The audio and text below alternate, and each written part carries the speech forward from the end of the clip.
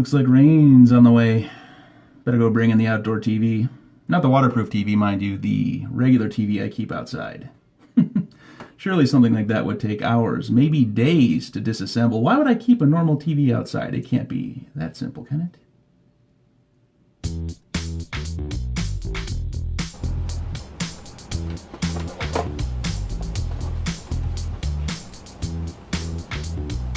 See how easy that was? Stop denying yourself an outdoor TV. You work hard, you deserve it, and it's not that expensive. If you don't already have a TV to use, I can get you set up for $200 or less, and if you already have an old TV lying around, you can do this for $70 or less. Stop denying yourself. Say yes. Yes to an outdoor TV. Yes. Say yes.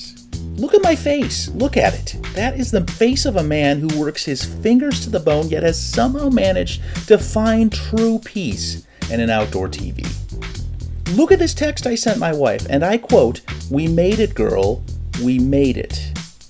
I do have nice legs, but that's not a result of hard work like an outdoor TV is. It's just great genetics. And I never had a prosthetic. I snapped my Achilles tendon. I had to wear this weird thing. It's not important. Just say yes. Yes. Here's how to do it.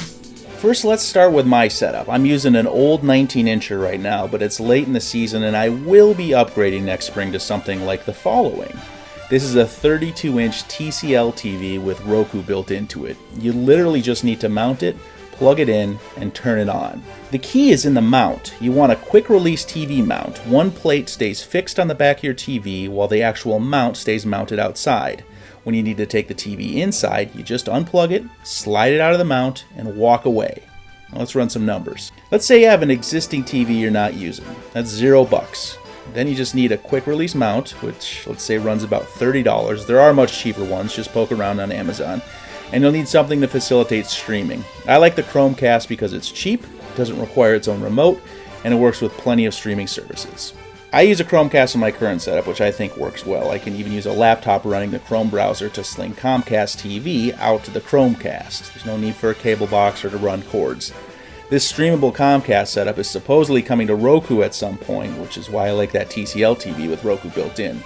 It's cheap enough that it's not the end of the world if it gets destroyed by an act of God, and it's a single cable setup, just the power cord. So with the new TV setup, you'll of course need a TV. The one I suggested is $170 for a 32-incher, but you can find cheaper, smaller ones, and then of course the quick release mount, and that's all you really need to get started. However, there's some optional gadgets to consider. A $60 or so Wi-Fi extender helps ensure your connection to the backyard is strong enough. Remember this TP-Link I reviewed a while back?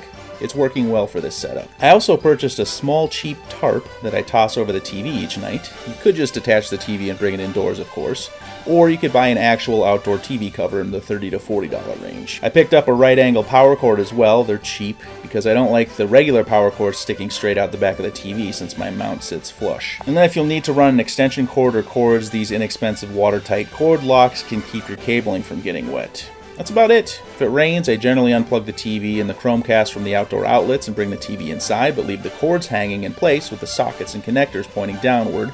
Then I double check to make sure they're dry once I'm ready to use the TV again. Again, the whole setup is meant to be easy in, easy out. Seriously, you could blow $200 on a mediocre dinner, or you could have an outdoor TV. Just say yes. Don't deny yourself. It's a life changer, I promise. Just say yes.